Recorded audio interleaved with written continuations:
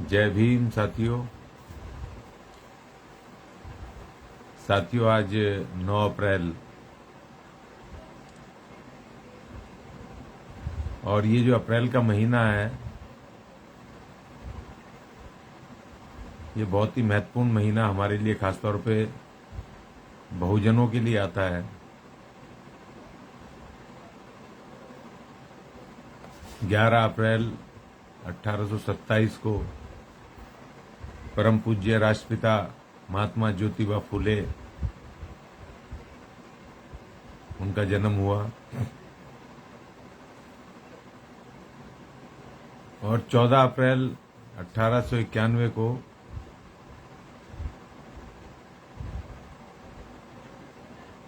परम पूज्य संविधान निर्माता बाबा साहेब डॉक्टर भीमराव अंबेडकर का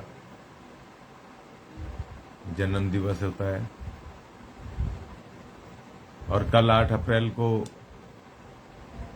शहीदी दिवस हुआ, जो 1857 की पहली क्रांति, देश की पहली स्वतंत्रता आंदोलन का संग्राम हुआ था, उसके महानायक शहीद माता दीन जी का शहीदी दिवस होता है। तो ये पूरा हफ्ता हमारे लिए बहुत महत्वपूर्ण है। जिन बहुजन नायक नायिकाओं के संघर्षों और उनके बलिदानों की वजह से हम आज जिस स्थिति में जी रहे हैं, जिस अच्छी स्थिति में हमें जो मानवीय अधिकार प्राप्त हुए, पढ़ने लिखने से लेकर के योग्यता अनुसार रोजगार करने के अधिकार मिले और बहुत सारे अधिकार, जिसमें बोलने की आजादी, वोट देना, चुनाव लड़ना, तमाम तरह की तमाम जो आजादियां मिली, ये तमाम हमारे इन्हीं बहुजन महान नायक नायिकाओं की वजह से। तो ये हफ्ता, पूरा हफ्ता हम अपने बहुजन नायक नायिकाओं को हम समर्पित करेंगे। कल से हमारा प्रचार शुरू है, वैसे तो रेगुलर होता है, लेकिन ये विशेष जन जागरण का दिन के हफ्ते के रूप में हम इसको मनाएंगे, जो हमारे बहुजनों को अपने इतिहास के बारे में पता चले, उनको ये जानकारी रहे कि अगर आज आपको कुछ मिला है, आज ये कपड़े पहन करके, आप ये सुंदर सुंदर कपड़े पहन करके कुर्सियों पे बैठे हो, आपको सुरक्षा, शिक्षा, सम्मान, अधिकार जो भी प्राप्त हुए हैं, वो इन तमाम हमारे बहुजन महानायक नायिकाओं की वजह से हुए हैं। तो 11 तारीख को, परसों, राष्ट्रपिता ज्योतिबा फुले जी का जन्म दिवस है। और राष्ट्रपिता ज्योतिबा फुले जी ने इस देश में, भारत में हिस्टोरिकल तरीके से जो सबसे पहले इस देश में शिक्षा के लिए, एजुकेशन के लिए, महिलाओं के लिए और इस देश में अछूतों के लिए, शूद्र और अछूतों के लिए जो एजुकेशन के रास्ते खोले, उनके लिए जो उन्होंने संघर्ष किया एजुकेशन दिलाने के लिए, वो सबसे पहले महात्मा ज्योतिबा फुले जी ने किया।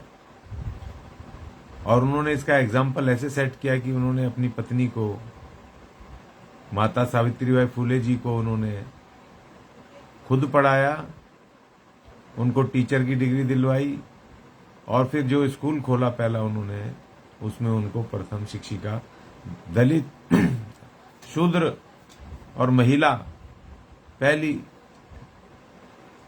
उन्होंने शिक्षिका इस देश में बनाया। जो शूद्र कभी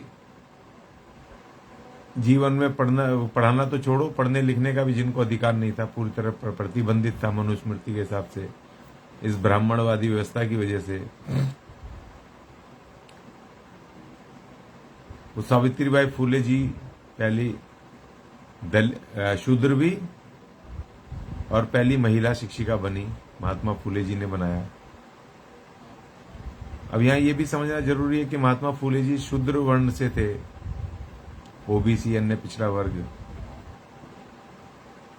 और उन्होंने जो सबसे पहले इस क्रांति की अधिकारों को दिलवाने की, मानवीय अधिकारों को दिलवाने की क्रांति की जो मशाल उठाई, उसमें जो मनुवादी व्यवस्था के अनुसार ढोल गवार शूद्र पशु नारी, जो सकल ताड़ना के अधिकारी थे, जिनको इंसान भी नहीं समझा जाता था, जो एक उपभोग की वस्तु होते थे और उनके पैदाइशी गुलाम होते थे उस व्यवस्था में, ऊपर के 3 वर्णों के, तो उन्होंने सबसे पहले उस मान्यता को तोड़ते हुए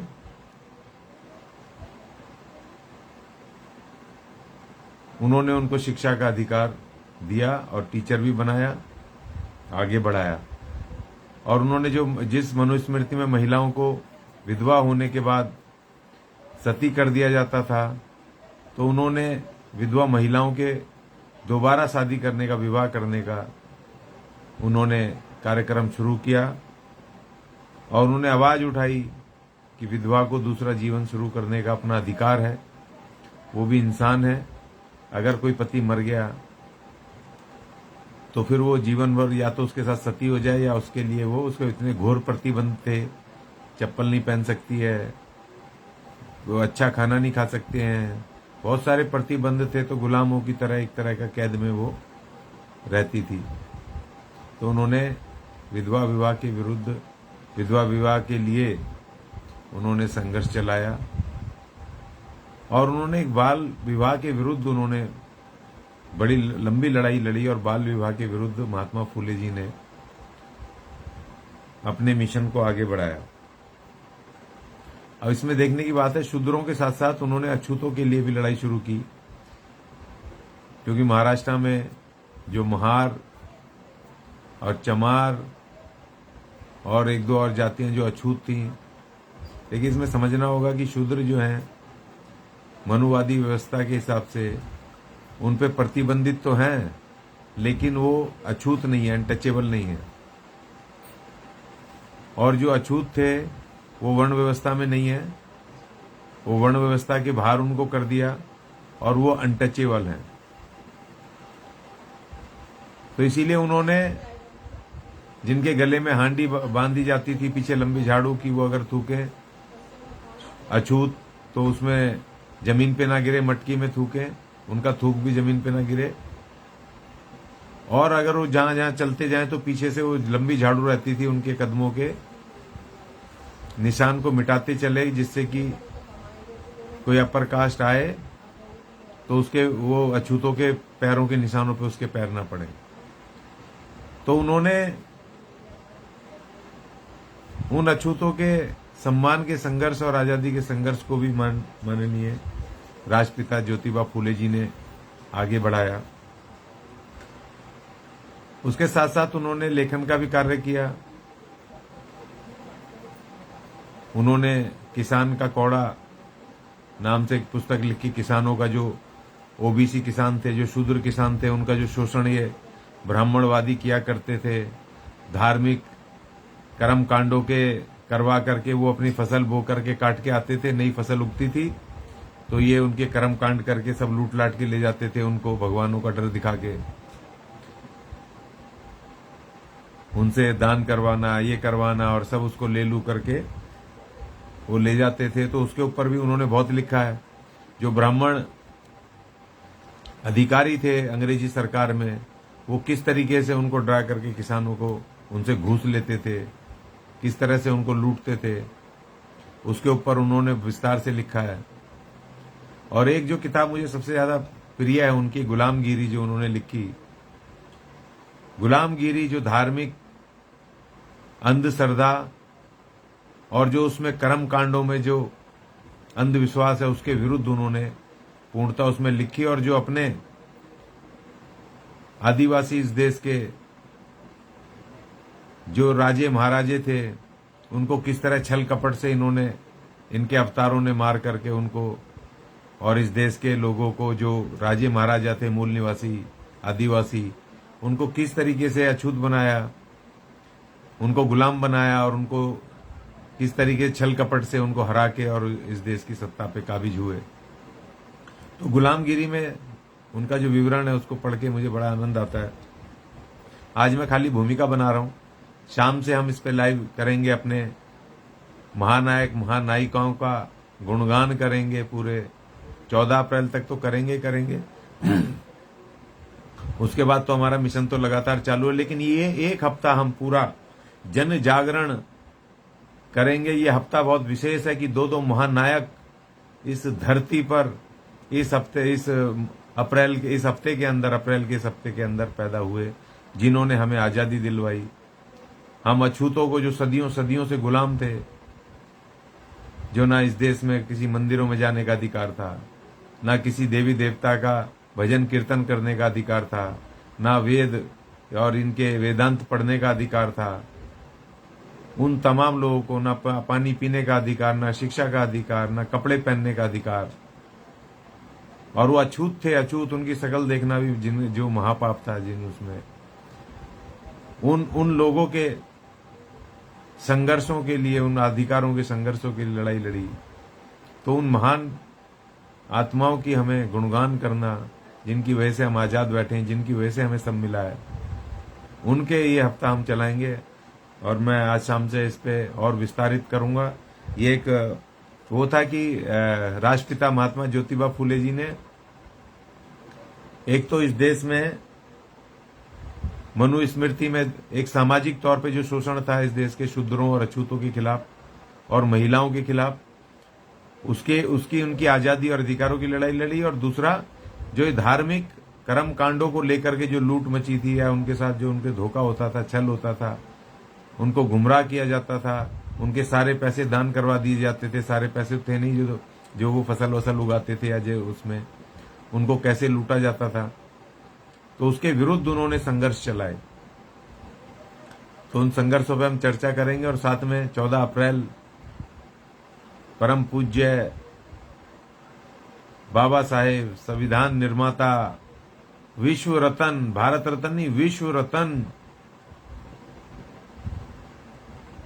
और पूरे ज्ञान के भंडार समुद्र बाबा साहेब, वो इस धरती पे पैदा हुए हमें आजाद कराने के लिए, हमें अधिकार दिलाने के लिए। उनका गुणगान करेंगे। बड़ा आनंद आएगा इस पूरे हफ्ते में। और एक मैंने गाना सुना था, एक बच्चा ट्रेन में गा रहा था बाबा साहब के लिए कि तू ही महाराजा, तू ही खुदा है मेरा, तू ही है विधाता। अगर बाबा साहब पैदा ना होते तो आज मैं ऐसे ना बैठा होता, आज मैं ऐसे चर्चा ना कर रहा होता, इस आनंद में ना होता जो मुझे दिया है इसी खुदा ने, इसी देवता ने, इसी विधाता ने दिया है। तो ये हफ्ता बड़े आनंद का हफ्ता है। अपने महानायकों को याद करने का मौका है। महानायिकाएं, जिसमें महारानी दुर्गावती, आदिवासी महारानी दुर्गावती, गोंडवाना साम्राज्य की महारानी आदिवासी, जिसने अकबर को टक्कर दी, साक्षात लड़ी। और जब वो हार की कगार पे आ गई तो वो ना सरेंडर नहीं करा, वो सीधे धरती में समा गई। ऐसी महान शख्सियत, ऐसे वो योद्धा। हमारी वाल्मीकि भगवती देवी 1857 के संग्राम में, कस्तूरी देवी, वाल्मीकि, इन महिलाओं ने 1857 की क्रांति में अंग्रेजों के विरुद्ध लड़ाई लड़ी। ये शामिल हुई। महारानी, हमारी महारानी ही है वो, देवी झलकारी भाई, वो हमारी बहुजन महानायिका, जिसने छक्के छुड़ा दिए अंग्रेजों के, लड़ी, आखिरी तक लड़ी। ये देवियां हैं हमारी, जिन्होंने हमारे लिए कुछ किया है, हमारा सम्मान बढ़ाया है, हमारे लिए कुर्बानियां की हैं। संगेली, हमारी देवी, जिसने स्तन टैक्स के विरुद्ध संघर्ष किए और अपनी दोनों स्तन काट करके अपनी महान आहुति दी, सर्वोच्च बलिदान दे करके इस देश में अछूत महिलाओं को कपड़े पहनने का, अपने स्तन पर कपड़ा ढकने का अधिकार दिलवाया। ये महानायिकाएं, ये हैं हमारी देवियां। तो इन देवियों की हम गाथा ये 6 दिन हम करेंगे। मैं कोशिश करूंगा ज़्यादा से ज़्यादा अपने महानायक नायिकाओं के परिचय आपको करवा पाऊं, उनके संघर्षों को आप तक पहुंचा पाऊं, और उन संघर्षों से जो हमें हासिल हुआ है, जिसकी वजह से हमें आज सब कुछ प्राप्त हुआ है, उस सब पर भी चर्चा कर पाऊं। तो साथियों, अभी एक भूमिका है और शाम को फिर मिलेंगे, दोबारा मिलेंगे। और आप लोग भी, मुझे उम्मीद है, भटकेंगे नहीं इधर उधर। ये हफ्ता हमारा बहुजनों का बिल्कुल एक यूनिक हफ्ता है। बहुत सारे साजिशें होती हैं इस हफ्ते को भुलाने की, बहुत सारे दूसरे कर्म कांड सामने ला के रख दिए जाते हैं जिससे कि बहुजन अपने नायक नायिकाओं के बारे में न सोच सकें, जिन्होंने हमें कुछ दिया है, जिन्होंने अपना जीवन बलिदान करके, अपने बच्चे परिवार बलिदान करके हमें लाखों करोड़ों बहुजनों को आजादी, मान, सम्मान और संवैधानिक अधिकार दिए, मानवीय जीवन दिया है। हम उनको ना याद कर पाए, इसलिए बहुत सारे कर्मकांड इस हफ्ते में रख दिए जाते हैं। तो मैं सभी से अपील करूंगा कि आज 9 तारीख है और 14 अप्रैल तक सभी शाम को जो मुझे सुन रहे हैं, एक दिया या मोमबत्ती अपने घर के दरवाजे पे या खिड़की पे जरूर रखें। अपने महापुरुषों की, महानायक नायिकाओं की, जिन्होंने हमारे लिए बलिदान किए हैं, कुर्बानियां की हैं, संघर्ष किए हैं, उनको हम याद कर सकें, उनके सम्मान में, उनकी श्रद्धांजलि में। और बाबा साहब का जन्म दिवस है 14 अप्रैल को, और 11 अप्रैल को राष्ट्रपिता ज्योतिबा फुले का उनका जन्मदिन होने वाला है। उनके जन्मदिन का हम स्वागत करने के लिए अभी से एक दिया, एक मोमबत्ती हम हर शाम जरूर जलाएं। जय भीम साथियों, फिर मिलते हैं शाम को।